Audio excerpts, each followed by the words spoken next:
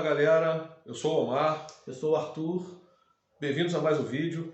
Hoje nós vamos apresentar para vocês o primeiro vídeo de entrevista do Daniel Silveira após a sua libertação. Isso, esse vídeo, quem publicou foi o canal Os Pingos nos Is. Se vocês quiserem assistir ele na íntegra, tem um link aqui na descrição do vídeo, tá bom? Assista lá também. E agora para você uma entrevista exclusiva aqui em Os Pingos nos Is. Nós vamos conversar a partir de agora com o deputado federal Daniel Silveira. Ele que foi solto nesta semana, deixou na terça-feira o presídio onde estava detido lá no Rio de Janeiro. Conversa conosco com exclusividade a partir de agora em Os Pingos nos Is. Boa noite, deputado. Obrigado pela entrevista. Boa noite a toda a audiência e aos integrantes da bancada. Satisfação estar aqui mais uma vez. Deputado, como tem sido essa retomada agora, já depois de 3 dias da soltura, da saída da prisão? O senhor já retomou o trabalho como deputado. O senhor participou, inclusive, na terça da votação lá da PEC dos precatórios. Vai voltar agora a Brasília e como espera que seja a volta à atividade como parlamentar agora, mesmo diante dessas restrições que foram colocadas pelo ministro Alexandre de Moraes, como, por exemplo, proibição do acesso às redes sociais, contato com outros investigados?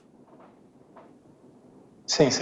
Participei da PEC dos precatórios, da votação, solicitei a mesa para que fosse feita remotamente, porque eu não teria tempo hábil, né? Saí muito rapidamente do presídio, do batalhão prisional especial. Em seguida, eu fui até o médico que ele tinha que rever a ressonância do meu joelho, que eu lesionei um mês antes até de ser reconduzido aí pela Polícia Federal após a decisão aí do ministro, e acabei tendo que fazer remotamente, né? Participei e segunda-feira eu retorno a Brasília e aguardo que seja dentro da normalidade, né? Dentro daquilo que preconiza aí o mandato, né? O qual estou investido, né? Vamos seguir adiante. Augusto Nunes. Deputado, bem-vindo. Passamos esse tempo todos solidários, né? Com o senhor.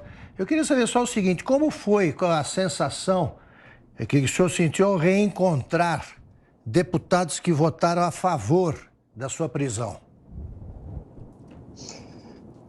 Olha, é um misto muito interessante pelo seguinte, porque o legislador, uma vez, são pessoas de vários nichos sociais, de várias formações acadêmicas, ou de nenhuma formação acadêmica, ou de conhecimento empresarial, outro de conhecimento de vida. Então, ali você tem um misto de conhecimentos, mas eu acho que um conhecimento ele tem que ser uníssono.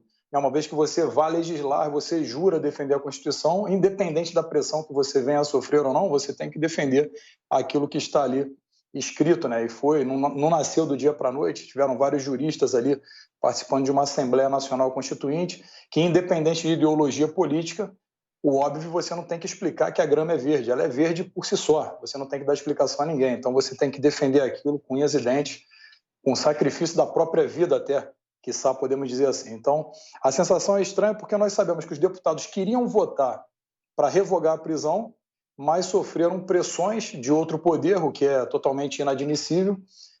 Que, evidentemente, uma vez parlamentar, você tem o foro privilegiado, que eu sou totalmente contra.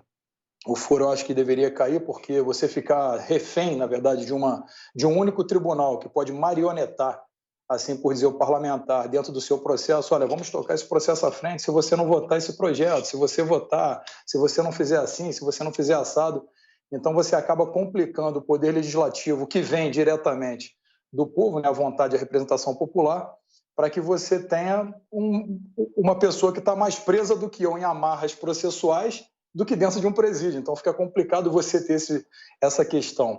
Então, é uma sensação estranha você saber que a pessoa queria votar para liberar, porque é inconstitucional o processo e a prisão, mas votaram para manter sob pressão. Então, é uma sensação difícil de explicar. Guilherme Fiuza. Deputado, boa noite. Pelo seu entendimento desta decisão que lhe deu a liberdade de ir e vir, mas não lhe deu a liberdade de se expressar nas redes sociais, o que o senhor precisa fazer para reaver esse direito? Fiuza, boa noite, cara. Parabéns aí pelo trabalho sempre. Você é um expoente aí de um valor imensurável. Vamos lá. O que acontece? A liberdade de expressão é a liberdade propriamente dita. Uma vez que você perde essa liberdade, qualquer um abaixo do representante do povo, os deputados estão ali, né, para representar na nossa Constituição, ela é muito clara. O povo é representado através das pessoas que eles votam, seus representantes eleitos, né? Então, ali tem a máxima expressão. Então, Perder isso é perder basicamente a liberdade, qualquer um pode perdê-la.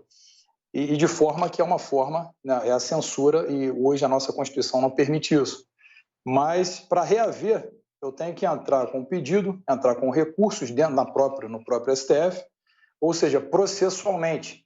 Ou então a própria Câmara, né, de alguma maneira, recorrer a isso, porque se a Câmara permite que um de seus integrantes, uma vez enquanto investido do mandato, perca o que ele está ali para fazer, de fato, falar, né? É até clichê falar parlamento, é parlar, você tem que falar e falar aquilo que pensa para representar uma parcela social ou toda a parcela social, você não pode perder. Então, nós temos esses dois caminhos, o caminho processual e o caminho também da Casa Legislativa defender a sua independência, que não fui eu que criou, né? Não fui eu quem criou essa tripartição do Estado, está lá e está aí há séculos, então tem que ser respeitado. Então, esses são os caminhos que nós temos para percorrer, Fiuza. José Maria Trindade.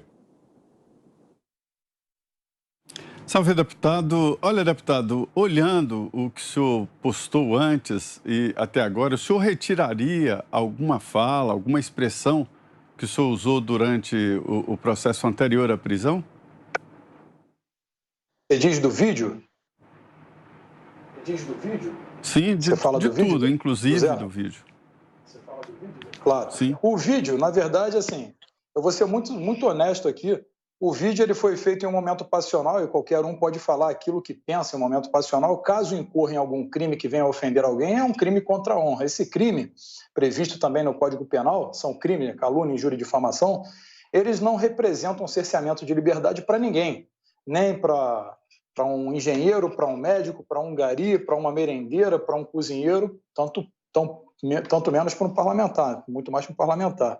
Então, quando você fala através de um vídeo e que eles se apegaram ali muito a uma fala que é muito utilizada, inclusive em Mato Grosso do Sul, aquela parte do Sul, vocês têm que levar uma surra de gato morto até LMA, que foi basicamente isso que pegaram, né? Nossa, pô, cometeu um crime, atentado à democracia, um atentado, toda a soberania nacional está em risco, porque ele falou que tem que dar uma surra de gato morto até LMA.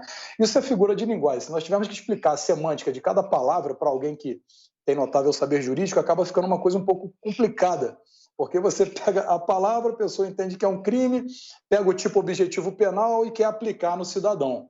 Isso não existe, porque o direito penal, e ele trabalha em cima de casos concretos, de fatos, né? Então, não retiraria, porque foi exatamente aquilo que tinha que ser falado no momento, né? No momento foi falado aquilo que tinha que ser falado, não ensejou em crime algum, né? E é vergonhoso, por exemplo, eu vou citar o nome de outra emissora aqui, a CNN noticiar no rodapé: deputado federal é preso por crime inafiançável em flagrante delito de xingar ministros. Ora, abra o Código Penal e veja se lá está tipificado que você criticar um ministro, o presidente, o deputado, um senador, é crime, né? E se for crime, me mostrem qual o Código Penal que está, porque o nosso não é previsto, isso não existe. A crítica a autoridades, ela tem que existir. Tá? O próprio STF ele entende no desdobramento da Lei 7170, a Lei de Segurança Nacional, que foi revogada, agora dia 2 a nova entra em vigência, 2 de dezembro, eles dizem claramente no acórdão que não se aplica a LSN somente com tipo objetivo penal, ou seja, se não houver um desdobramento daquele fato que estão tentando tipificar ao cidadão ou a quem incorreu, salvo engano tem até um julgado de um homem que estava com granadas, armas das Forças Armadas, de uso exclusivo das Forças Armadas, explodiu um banco, mas entenderam que aquilo ali não representa nenhum tipo de risco à ordem, ou seja, não se aplica a LSN. Bom, quer dizer então que você falar um vídeo na internet se aplica a LSN, sendo que a própria corte entende que não se aplica a LSN no tipo objetivo penal? Então, não. Eu acho que nós temos que falar aquilo que tem que ser falado no momento certo. A crítica, né? Minha mãe me critica, eu critico a minha filha me critica, eu critico o senhor me critica. Eu acho que é com críticas construtivas ou até ácidas que você acaba crescendo, evoluindo, talvez ficando um pouco mais introspectivo, entendendo quem você é ou o que você é. Então, naquele momento, não. Hoje, talvez, se fosse necessário uma crítica, eu faria normalmente, e não é porque tirou a minha liberdade de expressão que eu vou me calar mediante qualquer atrocidade, qualquer decisão teratológica. Você tem que defender aquilo que o Brasil espera e aquilo que nós esperamos enquanto cidadãos. Ana Paula Henkel. Boa noite, deputado. Bom, nós sabemos que dentro de alguns inquéritos aí do STF e alguns inquéritos inconstitucionais, muitos advogados não têm acesso total aos inquéritos, Como está esse acesso dos seus advogados ao seu inquérito? Vocês têm total acesso a todas as páginas ou ainda não? Ana, boa noite, sempre muito simpática e parabéns pelo seu trabalho, que eu admiro muito.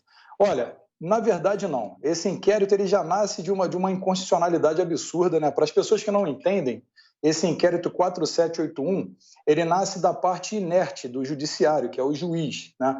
E um juiz ele não pode abrir inquérito, mas eles se valeram ali dos artigos 43 a 45 do Regimento Interno do STF, que diz que na sede do tribunal, quando houver um ilícito, pode-se então abrir um inquérito. Mas isso funciona em qualquer tribunal, quando o ilícito é dentro de sua sede, suas dependências. Mas em um acórdão que eu julgo como vergonhoso, eles julgaram que todo o território nacional entende-se por sede do STF. Então, aí deram ares de ilegalidade a esse inquérito. O senador Alessandro Vieira, juntamente até com o próprio Randolph, à época eles fizeram ali um grande estardalhaço, dizendo que era inconstitucional, mas quando teve o acórdão julgado no STF, passaram a aceitar. Mas um acórdão ele não suprime a letra de lei constitucional. E ainda hipoteticamente, eu vou fechar aqui, tá, Ana, o pensamento, ainda que hipoteticamente, caso pudessem abrir um inquérito de ofício, esse regimento interno ele é de 83, ou seja, ele foi feito à luz da Constituição de 69. Não tínhamos, então, a figura do Ministério Público. Quando vem a nova Constituição de 88, já preconizada nela, artigo 129, nós temos ali o detentor privativo, né? Podemos grifar aí a palavra privativo, detentor da ação penal. Ou seja, nada pode ser aberto de inquérito sem passar pelo MP. Inclusive, a então procuradora à época, Raquel Dodge, determinou o arquivamento por 2 vezes e ela foi completamente ignorado. E quando o ministro, então presidente do STF, o Dias Toffoli, escolhe o relator a dedo, que foi o ministro Alexandre de Moraes, relator do processo, ele também atropela o artigo 66 do próprio regimento interno do STF, que tem que colocar o sorteio de relator. Então, tudo, né, são erros formais ali totalmente que deixaria qualquer aluno do primeiro período abismado. Qualquer um pode compreender que não há legalidade nesse processo. Então, não, nós não temos o acesso, ou seja, esse inquérito ele fere o princípio do juiz natural, ele fere a ampla defesa, ele fere tudo que você imaginar do direito positivado no país hoje, e os deputados à minha defesa, o doutor Jean Kleber Garcia e o doutor Paulo Faria, eles tentam, desde o início, o acesso, eles só conseguiram um apenso, ou seja, são vários apensos.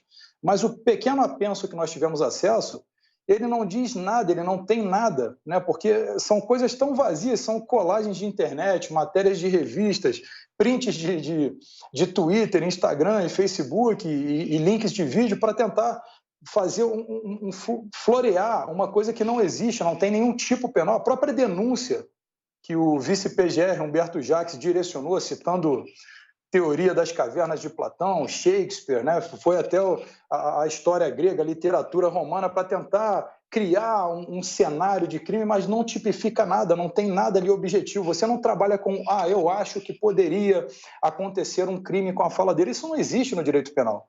Ocorreu o crime? Prende ou processa. Não ocorreu? Não prende, não tem processo. Então, nós não temos o acesso. O inquérito, na minha opinião, de qualquer jurista que eu já tenha falado, é completamente ilegal e inconstitucional, para que o telespectador entenda de vez. Pode colocar na Rede Globo, na CNN, qualquer coisa, inquérito, eles podem florear o que quiserem. É inconstitucional, é ilegal. Então, eu queria deixar isso muito claro. Só que o risco que isso representa a todo cidadão brasileiro é que você acaba tendo um cerceamento das liberdades aos poucos, até que você vai aceitar. Vide aí essa própria pandemia, né? Com medidas cada vez mais forçadas de demite isso. Se não me apresentar o passaporte, eu vou te demitir. Não é obrigatória a vacina, mas você não pode entrar aqui no meu shopping, você não pode trabalhar, você não pode entrar no mercado. Você está obrigando a pessoa por outras vias. Quer dizer, nada faz sentido. Eu até protocolizei um projeto há um tempo para impedir esse tipo de demissão, mas está lá parado. Quer dizer, as pessoas estão aceitando essas imposições que são totalmente ditatoriais, de vários ditadores capilarizados pelo Brasil, e não é possível que as pessoas não consigam perceber isso e aceitar, né, o tempo todo o seu direito ser tirado. Então, o meu direito foi retirado, mas espero que sirva para despertar as pessoas a entenderem que tem que, de fato, lutar e defender aquilo que eles querem, né, que é a liberdade. Deputado, o senhor ficou satisfeito com a postura do presidente Jair Bolsonaro durante o período em que esteve na prisão? Sim, sim. Eu queria até esclarecer, muitas pessoas pensaram, o presidente abandonou o Daniel. Não, o presidente não me abandonou hora alguma, na verdade. Sempre muito solícito, a minha equipe mantém o contato, ele sempre manteve o contato, evidentemente. Uma vez que eu fui ali encarcerado, não tinha mais como ter o contato com o presidente, mas o presidente fez tudo aquilo que estava ao alcance dele e está, e faria mais se mais coisas tivessem a ser feitas. Revogou a própria LSN, mas com base nessas prisões ilegais, porque ele não revogaria, ele é militar e ele acha, e todo o país tem uma lei de segurança nacional e que atendia, mas aquela lei não era para ser aplicada para perseguições políticas. Ela começou a ser aplicada por aquela instituição que dizia, né, o próprio ministro Lewandowski, que chamava de fóssil jurídico. Né? Ou seja, tinha que revogar de qualquer maneira, e começaram a aplicar em opositores políticos. O presidente ele fez tudo aquilo que estava ao alcance, nunca, de maneira alguma, me deixou de lado, pelo contrário. O presidente é um excelente amigo e tem feito muito, então deixo aqui até, se puder, que fazer que, por favor, votem em Bolsonaro em 2022, porque senão o Brasil vai entrar em um fosso que a gente não vai conseguir sair tão cedo. Augusto. Deputado, o senhor já apresentou algum recurso para anular as medidas cautelares que foram impostas pelo ministro Alexandre de Moraes?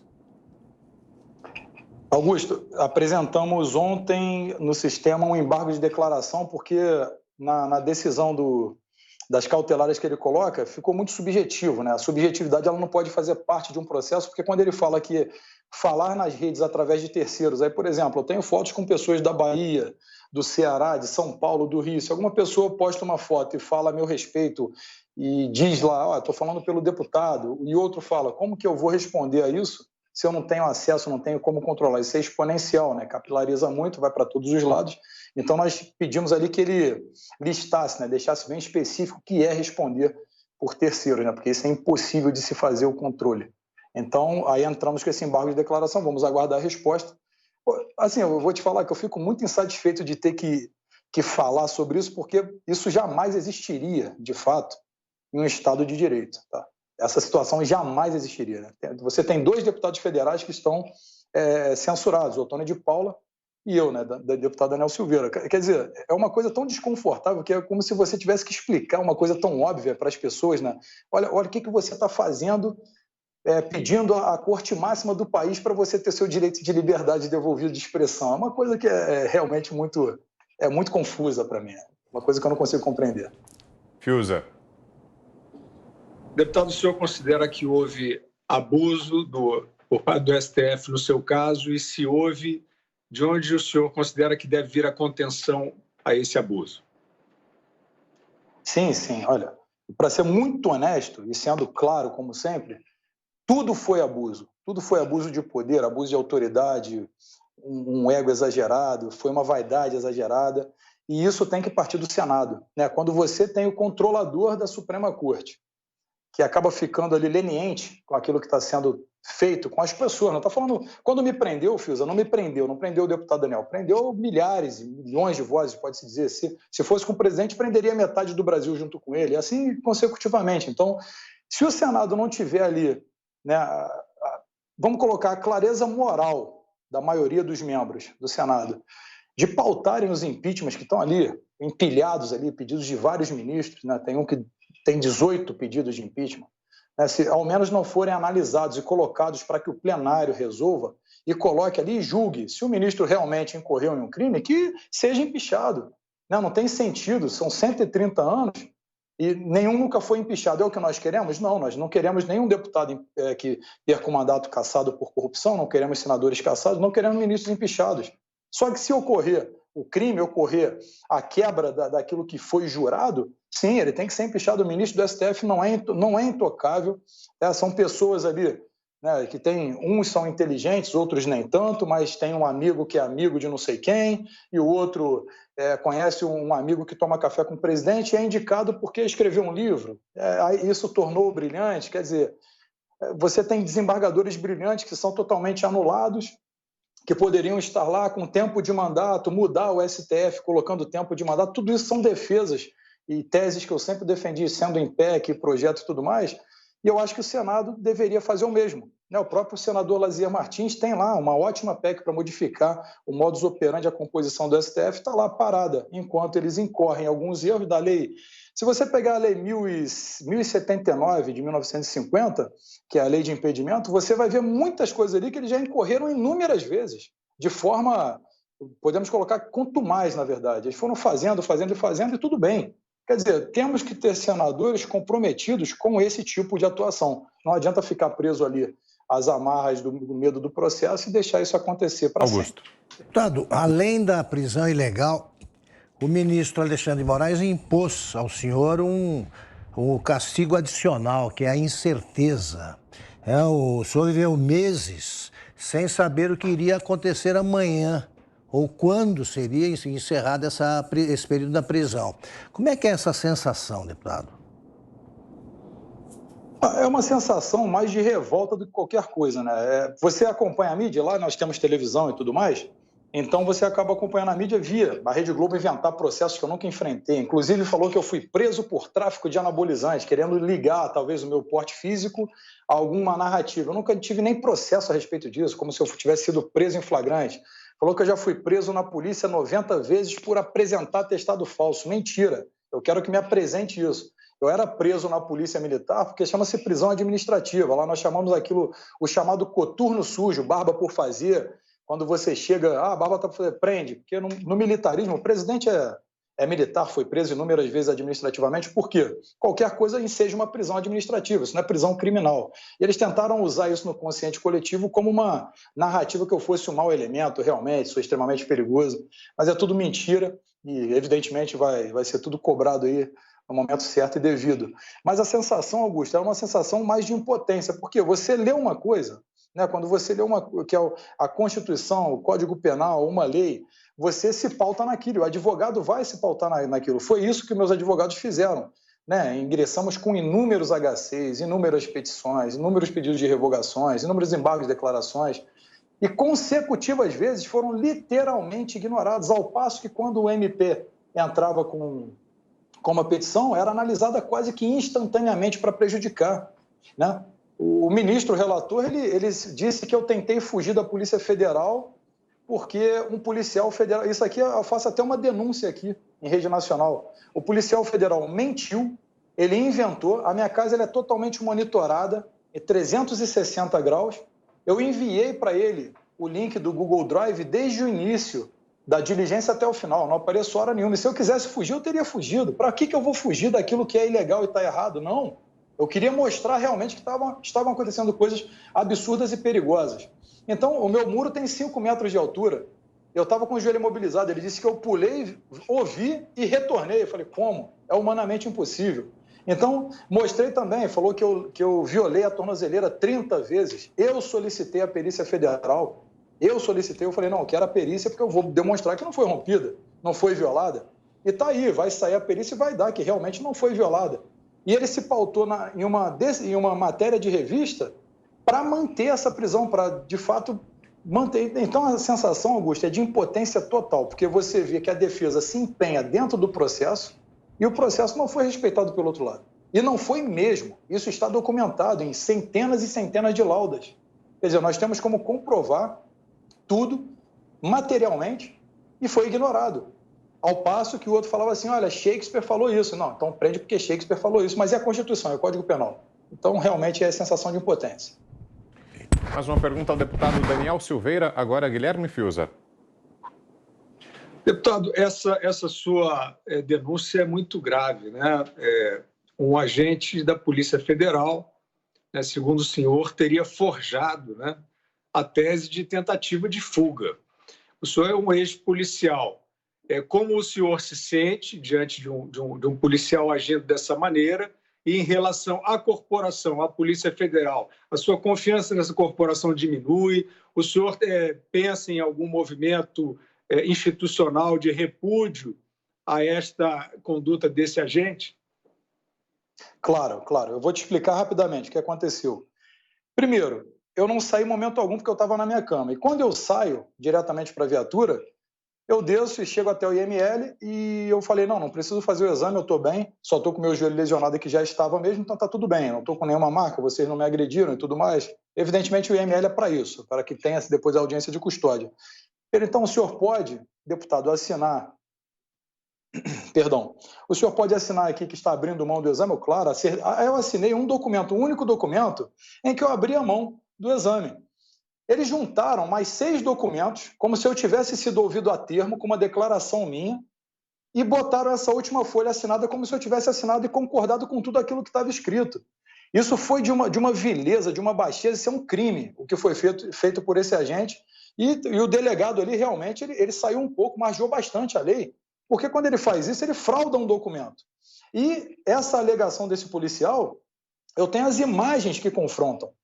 Momento algum eu apareço. Tampouco pulando o muro e retornando, até porque não dá, são 5 metros. É impossível fazer. De qualquer maneira, seria impossível. Então, sim, eu vou tomar a medida institucional, inclusive vamos processar administrativamente esse agente, temos a matrícula dele, porque o que ele fala é o que enseja a manutenção da prisão, sendo que aí nós não sabemos mais se toda a instituição da Polícia Federal ela foi tomada, né, por ideologia ou se é somente uma ala, que dizem aí que tem a ala do STF, né? Você não pode trabalhar com a Lei 8.102, ela é muito clara. Ordens ilegais não se cumprem. Quando um delegado de Polícia Federal chega na minha casa às 23h20 e diz, olha, eu tenho um mandado de prisão em flagrante delito, a minha reação foi uma gargalhada. Porque é ridículo. Você está flagrando um crime? É crime inafiançável? Lá na Constituição não diz em flagrante ou crime inafiançável, não é ou. É em flagrante de crime inafiançável, rol taxativo. Então, sim, a confiança na instituição, ela permanece, mas em vários agentes não. Tanto foi tão estranho a conduta, que quando vieram entrar na minha casa pela segunda vez, eu falei, por favor, tirem as mochilas. Porque para vocês entrarem e colocarem 200 mil em espécie na minha casa e falar assim para mim, chama de 200 mil, é mole, porque fraudou um documento, veio cumprir um mandado de prisão em flagrante delito. Quer dizer, você acaba ficando desconfiado de alguns agentes, porque você não sabe como vai operar. O outro inventou que eu tentei fugir e serviu de base para a prisão porque ele disse isso, e confrontando com as imagens, a imagem mostra o contrário, contra fatos no argumento, mas valeu o argumento. Quer dizer, realmente abaixa um pouquinho sim, a confiança em alguns agentes, sim. Então, o deputado federal Daniel Silveira, em entrevista exclusiva à Jovem Pan. Muito obrigado, boa noite, deputado. Boa noite a todos vocês, fiquem com Deus.